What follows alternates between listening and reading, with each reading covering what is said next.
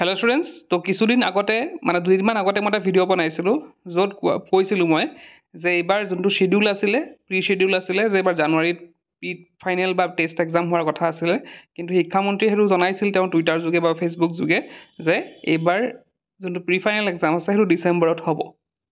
তো তাৰ ফলস্বৰূপে আহি পৰিছে নগাঁও ডিষ্ট্ৰিক্টৰ ৰুটিন, আৰু নগাঁও ডিষ্ট্ৰিক্টৰ ৰুটিনত যদি তোমালোকে ভালদৰে চোৱা ইয়াতে দেখা পাবা যে তেওঁলোকৰ 19 ডিচেম্বৰৰ পৰা কি হ'ব এক্সাম ষ্টাৰ্ট হ'ব। তো নগাঁও ডিষ্ট্ৰিক্টৰ ৰুটিনখন আমি চাওঁ, আৰু ইয়াত লগতে এটা কথা মনত ৰাখিবা যে নগাঁও ডিষ্ট্ৰিক্টত যিহেতু 19 তাৰিখৰ পৰা এক্সাম ষ্টাৰ্ট হ'ব, তো বাকী যোনবিলাক ডিষ্ট্ৰিক্টৰ মানে এক্সাম ৰুটিন দিয়া নাই তেওঁলোকৰো কিন্তু সেই আশে পাশে থাকিব। 15 পৰা 20ৰ ভিতৰতে মেক্সিমাম ডিষ্ট্ৰিক্টৰ কি হ'ব এক্সামবিলাক হ'ব। তেন্তে চাওঁ অহা প্ৰথমতে আমি নগাঁও ডিষ্ট্ৰিক্টৰ ৰুটিনখন। এতিয়া নগাঁও ডিষ্ট্ৰিক্টৰ ৰুটিনৰ কথা যদি কওঁ, ইয়াতে চাবা 19-12 অৰ্থাৎ 19 ডিচেম্বৰত এক্সাম ষ্টাৰ্ট হ'ব। মৰ্ণিং শ্বিফ্টত আছে 9 to 12 আৰু আফটাৰনুন শ্বিফ্টত আছে 1 to 4। তো ইয়াতে প্ৰথম এক্সামটো হৈছে ইংলিছ আছে, আগবেলা আছে। 20 তাৰিখে আমাৰ এডভান্স লেংগুৱেজ আৰবিক সংস্কৃত সেইখিনি এক্সাম আছে। 22 তাৰিখে পিছবেলা আছে MIL অল্টাৰনেটিভ ইংলিছ। 23 তাৰিখে আছে মেথছ আছে আৰু পিছবেলা আছে স্বদেশ অধ্যয়ন। তাৰপিছতে 24 তাৰিখে আছে আমাৰ লজিক এণ্ড ফিলচফি, পিছবেলা আছে ফাইনেন্স আৰু চাইক'লজি। নেক্সট 26ত আছে বিহু আছে আগবেলা। 27ত আছে ফিজিক্স একাউণ্টেঞ্চি এডুকেশ্যন আছে, 27 ছেটাৰডে পিছবেলা। 29ত আছে chemistry business studies political science, পিছবেলা আছে। 30ত আছে ইকনমিক্স আছে আৰু পিছবেলা আছে ফাইন আৰ্টছ।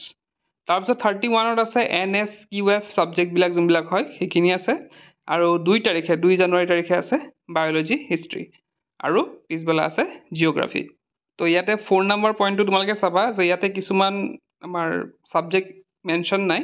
তো সেই ছাবজেক্টবিলাক যেনেকৈ কম্পিউটাৰ ছায়েন্স হৈ গ'ল, ডান্স হৈ গ'ল, মিউজিক হৈ গ'ল, ষ্টেটিষ্টিক্স হৈ গ'ল, ছেলছমেনশ্বিপ, এডভাৰটাইজমেণ্ট, ইঞ্চুৰেঞ্চ, এন্থ্ৰপ'লজি, তো সেই এক্সামবিলাক সেইখিনি নিজাববীয়াকৈ পাৰ্টিকুলাৰ কলেজখনে পাতিব।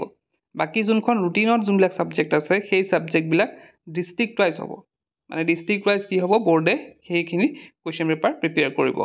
আৰু যিহেতু 9 to 12 দিছে টাইমিং, গতিকে পেপাৰখন 100 মাৰ্কছৰ হ'ব। তোমালোকে অলৰেডি হয়তো জানা এইখিনি 100 মাৰ্কছৰ হয়। তো এইখিনি আছিলে, মই আগতো কৈছিলোঁ তোমালোকক যে আমি কি কৰিব লাগিব, এটা প্লেন বনাব লাগিব যে আমি প্ৰি ফাইনেল এক্সামৰ আগত বা টেষ্টৰ আগত আমি কি কৰিব লাগিব, কোৰ্চটো শেষ কৰিব লাগিব, আৰু সেইমতে আমি টাৰ্গেট ল'ব লাগিব যে 15 ডিচেম্বৰৰ আগতে আমি কি কৰিম, গোটেই হোল কোৰ্চটো আমি শেষ কৰিম। কাৰণ মই অলৰেডি কৈছোঁৱে যে মেক্সিমাম কলেজৰ বা মেক্সিমাম ডিষ্ট্ৰিক্টৰ 15 to 20ৰ ভিতৰতে এক্সামিনেশ্যনৰ ডেট থাকিব, গতিকে সেইমতে আমি প্ৰিপেয়াৰ কৰিব লাগিব। তো ইয়াতে এটা খবৰ যে HS 2026 যিসকল ছাত্ৰ ছাত্ৰী দিবলৈ গৈ আছে, বহুতৰ হয়তো নোটছৰ প্ৰব্লেম আছে। তো এই ক্ষেত্ৰত আমাৰ English, alternative English, Assamese, political science আৰু ইকনমিক্সৰ নোট দিয়া হৈছে, মানে তোমালোকে পাবা আমাৰ বাই কৰিবলৈ খুব কম প্ৰাইজত। তো তাৰ উপৰিও তোমালোকে যদি এইখিনি বাই কৰা, তোমালোকে বাই কৰোঁতে যদি কুপন কোড HS 26 ইউজ কৰা, তেন্তে এক্সট্ৰা আৰু এটা 20% তোমালোকে তাতে ৰেহাই পাই যাবা। তো মই ডেছক্ৰিপশ্যনত লিংক দিছোঁ আমাৰ এপত গৈ তোমালোকে নোটছবিলাক বাই কৰিব পাৰা।